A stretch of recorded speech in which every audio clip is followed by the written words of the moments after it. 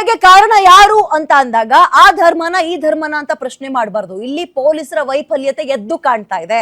ಅಲ್ಲ ರೀ, ಈಗ ಇಂಥದ್ದೊಂದು ಏರಿಯಾದಲ್ಲಿ ಗಣಪತಿ ಕೂರಿಸಿದ್ದಾರೆ, ವಿಸರ್ಜನೆ ಮಾಡುವಂತಹ ಸಂದರ್ಭದಲ್ಲಿ ಇಂಥ ದರ್ಗಾದ ಮುಖಾಂತರ ಒಂದು ರೋಡ್ ಅಲ್ಲೋ ಅಥವಾ ಇನ್ನೆಲ್ಲೋ ಹೋಗ್ಬೇಕು ಅಂದಾಗ ಸೂಕ್ಷ್ಮ ಪ್ರದೇಶ, ಇಲ್ಲಿ ಕಣ್ಗಾವಲಿಡಬೇಕು, ಏನಾದ್ರೂ ಹೆಚ್ಚು ಕಡಿಮೆ ಆಗಬಾರ್ದು, ನಾವು ಗಮನಿಸಬೇಕು ಅನ್ನುವಂತಹ ಕಿಂಚಿತ್ತು ಕಾಳಜಿ ಅಥವಾ ಕಿಂಚಿತ್ತು ಯೋಚನೆ ಪೊಲೀಸರಿಗೆ ಬರ್ಲಿಲ್ವಾ? ಪೊಲೀಸರ ವೈಫಲ್ಯ ಇಲ್ಲಿ ಎದ್ದು ಕಾಣ್ತಾ ಇದೆ. ಇದರಲ್ಲಿ ನೋ ಡೌಟ್. ಇದೆಲ್ಲ ಆಗ್ತಾ ಇದ್ದಂತೆ ನಮ್ಮ ಧರ್ಮದವ್ರನ್ನ ಯಾಕೆ ಹಿಂಗ್ ಟಾರ್ಗೆಟ್ ಮಾಡ್ತಾರೆ, ವರ್ಷಕ್ಕೊಂದ್ಸಲ ಬರೋ ಹಬ್ಬವನ್ನ ಯಾಕೆ ಹಿಂಗ್ ಟಾರ್ಗೆಟ್ ಮಾಡ್ತಾರೆ ಅಂತ ಇಡೀ ಸಮುದಾಯ ಪ್ರತಿಭಟನೆಗೆ ಹೇಳಿದ್ರೆ, ನ್ಯಾಯ ಕೊಡಿ ಅಂತ ಮುಂದಾದ್ರೆ ಪೊಲೀಸರು ನಡೆದುಕೊಂಡಿರುವಂತಹ ರೀತಿ ಇವತ್ತಿದೆಯಲ್ಲ, ನಿಜಕ್ಕೂ ಶೇಮ್. ಹೆಣ್ಣು ಮಕ್ಕಳು ಅಂತ ನೋಡ್ದೆ ಎಲ್ರನ್ನು ಅಟ್ಟಾಡಿಸ್ಕೊಂಡು ಈ ದನಗಳಿಗೆ ಬಡಿತಾರ ನೋಡಿ. ದನಗಳಿಗೆ ಬಡಿತಾರಲ್ಲ, ಊರೊಳಗೆ ಬೇಲಿಯನ್ನ ಹಾರ್ಕೊಂಡು ದನ ಏನಾದ್ರು ಬಂದಾಗ ಒಡೆದೊಡ್ ಕಳಿಸ್ತಾರಲ್ಲ, ಆ ರೀತಿಯಲ್ಲಿ ಮೆರೆದಿದ್ದಾರೆ ಪೊಲೀಸರು. ಪೊಲೀಸರ ಈ ಒಂದು ರೀತಿ ಅಥವಾ ಈ ನಡೆಗೆ ಎಲ್ಲರೂ ವ್ಯಾಪಕವಾಗಿ ಆಕ್ರೋಶ ವ್ಯಕ್ತಪಡಿಸ್ತಾ ಇದ್ದಾರೆ, ಶೇಮ್ ಅಂತ ಇದ್ದಾರೆ. ನೋಡಿ, ಮದ್ದೂರಿನ ಜ್ಯೋತಿ ಎಂಬ ಹೆಣ್ಮಗಳು, ಆಕೆ ಮೇಲೆ ಪೊಲೀಸರು ತೋರಿಸಿರುವ ದರ್ಪ ಎಂತವ್ರಿಗೂ ಅಯ್ಯೋ ಅನ್ನಿಸ್ಬಿಡುತ್ತೆ. ಆಕೆಗೆ ಚಿಕಿತ್ಸೆಯನ್ನ ಕೊಡಿಸಿದ್ದು ನಿಮ್ಮ ಗ್ಯಾರಂಟಿ ನ್ಯೂಸ್. ಜ್ಯೋತಿಯನ್ನ ಆಸ್ಪತ್ರೆಗೆ ಕರೆದುಕೊಂಡು ಹೋಗಿದ್ದಾರೆ ಚಾನೆಲ್ನ ಸೀನಿಯರ್ ಎಡಿಟರ್ ರಾಧಾ ಹಿರೇಗೌಡರ್. ಜ್ಯೋತಿಗೆ ಧೈರ್ಯವನ್ನ ತುಂಬಿದ್ದಾರೆ. ನಂತರದಲ್ಲಿ ಅದೇನಾಯ್ತು ಅಂದ್ರೆ ಬೆಳಗ್ಗೆ ವಿಪರೀತವಾಗಿ ದನ ಕೊಡ್ದಂಗ್ ಹೊಡೆದಿದ್ದಾರೆ, ನಾಯಿಗೆ ಹೊಡೆದಂಗ್ ಹೊಡೆದಿದ್ದಾರೆ. ಆಗ ಆ ಜ್ಯೋತಿ ಅನ್ನೋ ಹೆಣ್ಮಗಳು ರಸ್ತೆಲೆ ಕುಸಿದ್ ಬಿದ್ರು, ಲಬ ಲಬ ಲಬೋ ಅಂತ ಬಾಯಿ ಬಡ್ಕೊಂಡ್ರು. ಅದಾಗ್ತಾ ಇದ್ದಂತೆ ಹೋಗಿ ಯಾವ್ದಾದ್ರು ಆಸ್ಪತ್ರೆಯಲ್ಲಿ ಟ್ರೀಟ್ಮೆಂಟ್ ತಗೊಂಡಿರ್ತಾರೆ, ಇಲ್ಲ ಮನೇಲಿ ಹೋಗಿ ರೆಸ್ಟ್ ಮಾಡ್ತಿರ್ತಾರೆ. ಅಂದ್ರೆ ಇಲ್ಲ, ಪಾಪ ಹೆಣ್ಮಗಳು ಇವತ್ ಕೆಲಸ ತಪ್ಪಿದ್ರೆ ನಾಳೆ ಮಕ್ಳಿಗೆ ಒಂದು ಫೀಡ್ ಮಾಡಕ್ಕಾಗಲ್ಲ ಅಂತ ಪರಿಸ್ಥಿತಿ ಇದೆ. ಹಾಗಾಗಿ ನೇರವಾಗಿ ಕೆಲ್ಸಕ್ಕೆ, ಅದೇ ನೋವಲ್ಲಿ ಪೆಟ್ರೋಲ್ ಬಂಕಲ್ಲಿ ಕೆಲಸ ಮಾಡ್ತಾ ಇದ್ದ ಹುಡುಗಿ ಕೆಲ್ಸಕ್ಕೆ ಹಾಜರಾಗಿದ್ದಾರೆ. ಆಕೆ ಯಾರು, ಎಲ್ಲಿ, ಏನು, ಎತ್ತ ಅಂತ ತಿಳ್ಕೊಂಡು ಗ್ಯಾರಂಟಿ ನ್ಯೂಸ್ ಆಕೆಯನ್ನ ಮಾತನಾಡಿಸಿ ಏನಾಯ್ತು ಎತ್ತ ಅಂತೆಲ್ಲ ಕೇಳೋದ್ರ ಮುಖಾಂತರ ಆಕೆಗೆ ಆಸ್ಪತ್ರೆ ಕರೆದುಕೊಂಡು ಹೋಗುವ ಸೌಜನ್ಯವನ್ನ ನಿಮ್ಮ ಚಾನೆಲ್ ಅಂದ್ರೆ ನಿಮ್ಮ ಗ್ಯಾರಂಟಿ ನ್ಯೂಸ್ ತೋರಿಸಿದೆ. ಮದ್ದೂರಿನಲ್ಲಿ ರಾಧಾ ಹಿರೇಗೌಡರ್ ಗ್ರೌಂಡ್ ರಿಪೋರ್ಟ್ ಕೊಡೋದ್ರ ಮುಖಾಂತರ ಜ್ಯೋತಿ ಅವ್ರನ್ನೂ ಮಾತಾಡ್ಸಿದ್ದಾರೆ, ಅಲ್ಲಿ ಗಾಯಾಳುಗಳಿದ್ರಲ್ಲ ಅವರ ಕುಟುಂಬಸ್ಥರನ್ನು ಮಾತಾಡ್ಸಿದ್ದಾರೆ. ಜ್ಯೋತಿ ಅವರೊಬ್ಬರೇ ಅಲ್ಲ, ಜ್ಯೋತಿ ಅವರ ಜೊತೆಗೆ 16 ಜನ ಆಸ್ಪತ್ರೆ ಸೇರ್ಕೊಂಡ್ರು ಇವತ್ತು, ಸರಿಯಾಗಿ ಲಾಠಿ ಏಟ್ ತಿಂದು. ಅವರೆಲ್ಲರನ್ನೂ ಮಾತನಾಡಿಸುವ ಕೆಲಸ ನಿಮ್ಮ ಗ್ಯಾರಂಟಿ ನ್ಯೂಸ್ ಮಾಡಿ.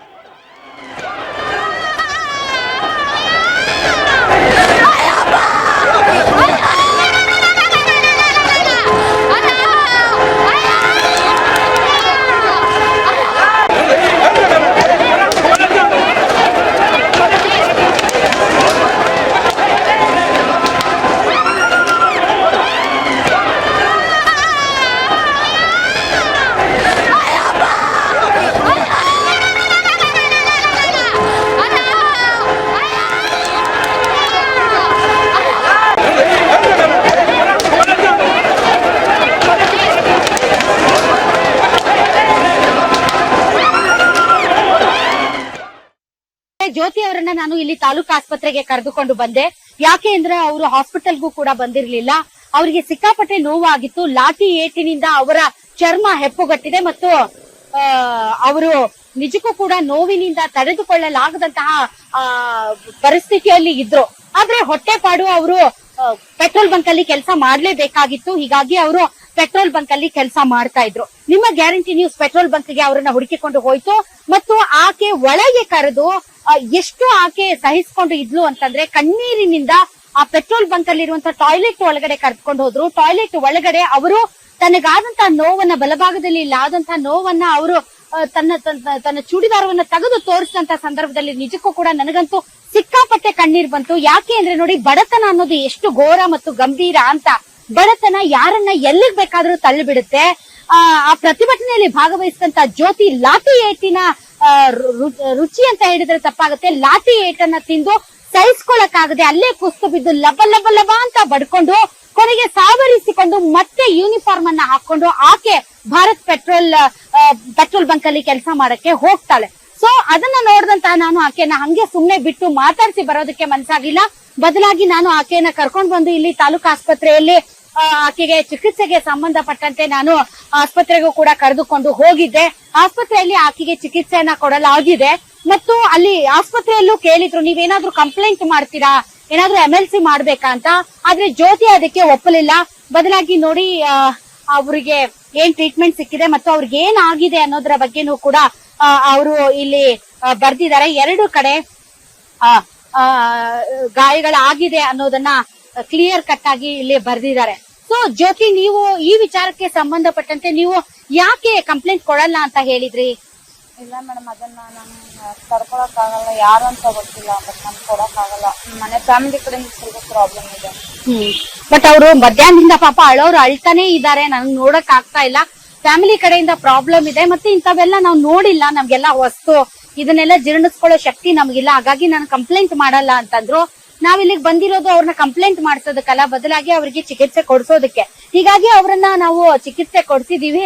ತಾವು ಮತ್ತೊಂದ್ಸರಿ ಯೋಚನೆ ಮಾಡುತ್ತೀರಾ? ಇಲ್ಲ ಮೇಡಮ್, ಹಾ, ಬೇಡ, ಕೊಡಲ್ಲ. ಹಾಗಾದ್ರೆ ಈಗ ನಿಮ್ಮನ್ನ ಹೊಡೆದವ್ರಿಗೆ ಶಿಕ್ಷೆ ಏನ್ ಜ್ಯೋತಿ? ಅವ್ರನ್ನ ಸಸ್ಪೆಂಡ್ ಆಗ್ಬೇಕು ಮೇಡಮ್. ನನ್ನಂತ ಎಷ್ಟು ಹೆಣ್ಮಕ್ಳಿಗೆ ಹೊಡೆದಿದ್ದಾರೆ ಅವರು, ಎಷ್ಟು ಹೆಣ್ಮಕ್ಳು ಹಾಸ್ಪಿಟಲ್ ಮಲ್ಕೊಂಡಿದ್ದಾರೆ. ಅವ್ರ ಎಲ್ಲಾರ್ ಕಡೆನೂ ನಾನು ಕೇಳ್ಕೊಳ್ಳೋದಷ್ಟೇ, ಅವ್ರು ಏನ್ ಕೈ ಮಾಡಿದ್ದಾರೆ ಪೊಲೀಸ್ನವರು, ಅವ್ರು ಸಸ್ಪೆಂಡ್ ಆಗ್ಬೇಕು.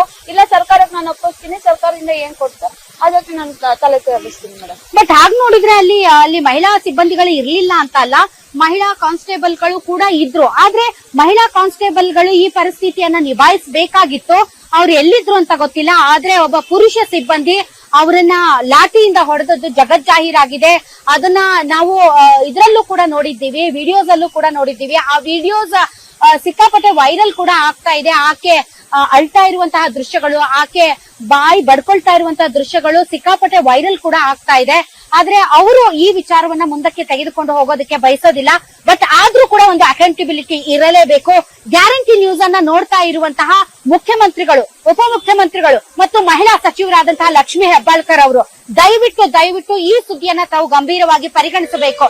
ಯಾಕೆ ಅಂತಂದ್ರೆ ನೋಡಿ, ಇನ್ನೊಂದು ಕಡೆ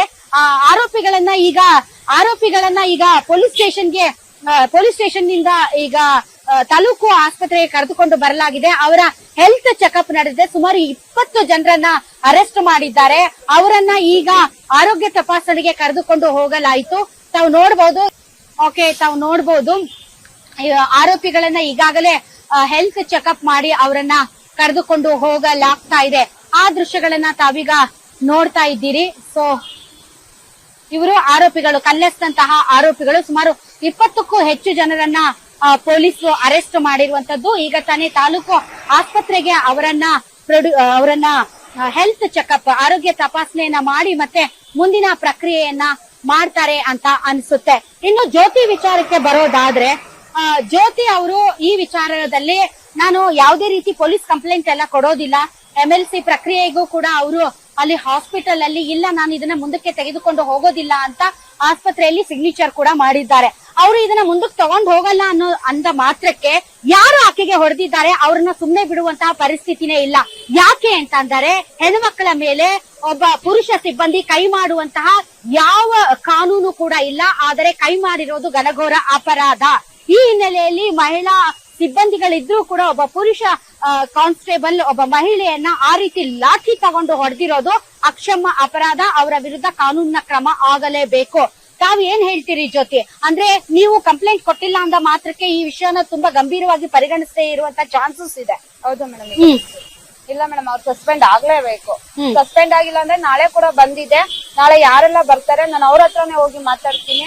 ಅವ್ರಿಗೆ ನನಗೆ ಏನ್ ಶಿಕ್ಷೆ ಆಗಿದೆಯೋ ಅವ್ರಿಗೆ ಅದ್ರ ಪಟ್ಟು ಶಿಕ್ಷೆ ಆಗ್ಲೇಬೇಕು. ನನ್ನಂತ ಹೆಣ್ಮಕ್ಳು ಎಷ್ಟು ನೋವು ಪಡ್ತಿದಾರೋ ಅವ್ರೆಲ್ರಿಂದ ನಾನು ಕೇಳ್ಕೊಳ್ಳೋದಷ್ಟೇ, ಆಯಪ್ಪಗೆ ಏನ್ ಶಿಕ್ಷೆ ಆಗ್ಲೇಬೇಕು ಮೇಡಮ್. ಅಲ್ ರೈಟ್. ಇನ್ನೊಂದು ವಿಚಾರ, ನನ್ನ ತಂದೆ ತಾಯಿಗಳು ಬೈತಾರೆ, ನನ್ನ ಗಂಡ ಬೈತಾರೆ ಅಂತ ದಯವಿಟ್ಟು ಅರ್ಥ ಮಾಡ್ಕೊಳ್ಳಿ. ಯಾಕೆಂದ್ರೆ ನಿಮ್ಮ ಮಗಳು ಮತ್ತು ನಿಮ್ಮ ಪತ್ನಿ ಯಾವ ನೋವನ್ನ ಅನುಭವಿಸ್ತಾ ಇದ್ದಾರೆ ಅಂತ ಯಾವತ್ತೂ ಕೂಡ ಹೆಣ್ಣುಮಕ್ಕಳು ತಮಗಾಗಿರುವಂತಹ ಅನ್ಯಾಯದ ಬಗ್ಗೆ ಮಾತಾಡ್ಬೇಕು. ತಮಗಾಗಿರುವಂತಹ ಅನ್ಯಾಯವನ್ನ ಮುಚ್ಚಿಟ್ಕೊಂತ ಹೋದ್ರೆ ಇದೇ ರೀತಿ ಮಹಿಳೆಯರನ್ನ ಸದೆಬಡಿಯಲಾಗುತ್ತೆ ಹೊರತು ಅವರ ಒಂದು ನ್ಯಾಯ ಕೇಳುವ ಪ್ರಕ್ರಿಯೆ ಹಂಗೆ ಹಿಂದೆ ಉಳಿತಾ ಹೋಗುತ್ತೆ. ಹಾಗಾಗಿನೇ ದಯವಿಟ್ಟು ಅವರ ಕುಟುಂಬಗಳು ಇವರಿಗೆ ಸಾಥ್ ಕೊಡ್ಬೇಕು. ಅವರು ಯಾವುದೇ ಪೊಲೀಸ್ ಸ್ಟೇಷನ್ ಕಂಪ್ಲೇಂಟ್ಗೆ ಮುಂದಾಗ್ತಾ ಇಲ್ಲ, ಅಥವಾ ಜಸ್ಟ್ ತಾವು ಆರೋಗ್ಯ ತಪಾಸಣೆ ಮಾಡಿಸಿಕೊಂಡು ಮುಂದೆ ಈ ರೀತಿಯಾದಂತಹ ಘಟನೆಗಳಾಗಬಾರದು ಅಂತಂದ್ರೆ ನನ್ನನ್ನ ಹೊಡೆದಂತಹ ಆ ಪೊಲೀಸ್ ಕಾನ್ಸ್ಟೇಬಲ್ ಯಾರಿದ್ದಾರೆ ಅವ್ರ ವಿರುದ್ಧ ಕಠಿಣ ಕ್ರಮ ಜರುಗಬೇಕು ಅಂತ ಹೇಳ್ತಾ ಇದ್ದಾರೆ.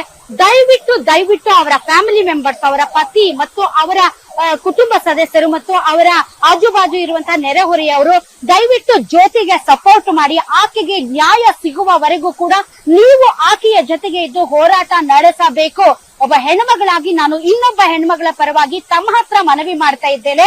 ದಯವಿಟ್ಟು ನೀವೆಲ್ಲರೂ ಆಕೆಗೆ ಸಾಥ್ ಕೊಡಿ ಹೊರತು ನೀನ್ ಯಾಕೆ ಹೋದೆ, ನೀನ್ ಯಾಕೆ ಟಿವಿಯಲ್ಲಿ ಕಾಣಿಸ್ಕೊಂಡೆ, ನೀನ್ ಯಾಕೆ ಆಸ್ಪತ್ರೆಯಲ್ಲಿ ಹೋದೆ, ನೀನ್ ಯಾಕೆ ಧ್ವನಿ ಎತ್ತಿದೆ ಅಂತ ಆಕೆ ಯಾರು ಹಿಂಸೆಯನ್ನ ಅನುಭವಿಸ್ತಾ ಇದ್ದಾಳೆ ಅವಳನ್ನೇ ಆರೋಪಿ ಮಾಡುವಂತ ಕೆಲಸವನ್ನ ಮಾಡಬೇಡಿ. ಈ ಸಮಾಜನೇ ಹಾಗೆ. ಯಾಕೆ ಅಂತಂದ್ರೆ ಯಾರು ಹಿಂಸೆಗೆ ಒಳಗಾಗಿರ್ತಾರೆ, ಯಾರು ವಿಕ್ಟಿಮ್ ಇರ್ತಾರೆ, ಅವರನ್ನೇ ಅಪರಾಧಿ ಮಾಡ್ತಾರೆ. ಆ ನಿಟ್ಟಿನಲ್ಲಿ ಇಡೀ ಸಮಾಜ ಈಕೆಯ ಪರವಾಗಿ ಧ್ವನಿ ಎತ್ತಬೇಕಾಗುತ್ತೆ. ಹೌದು, ಘಟನೆ ದೊಡ್ಡದಿದೆ, ಈಗಾಗಲೇ ಆರೋಪಿಗಳನ್ನ ಅರೆಸ್ಟ್ ಮಾಡಿದ್ದಾರೆ. ಆದ್ರೆ ಒಬ್ಬ ಮಹಿಳೆಯನ್ನ ಒಬ್ಬ ಪೊಲೀಸ್ ಹೊಡೆಯೋದಿದೆಯಲ್ಲ, ಅದು ನಿಜಕ್ಕೂ ಕೂಡ ಒಳ್ಳೆಯ ಬೆಳವಣಿಗೆ ಅಲ್ಲ. ಕೊನೆಯದಾಗಿ ಏನ್ ಹೇಳ್ತೀರಿ ಜ್ಯೋತಿ? ಆಯ್ತು, ಆಲ್ ರೈಟ್ ಜ್ಯೋತಿ. ಈಗ ಬಹಳಷ್ಟು ಜನ ಮೀಡಿಯಾದವರು ತಮ್ಮನ್ನ ಮಾತಾಡಿಸ್ತಾ ಇದ್ದಾರೆ.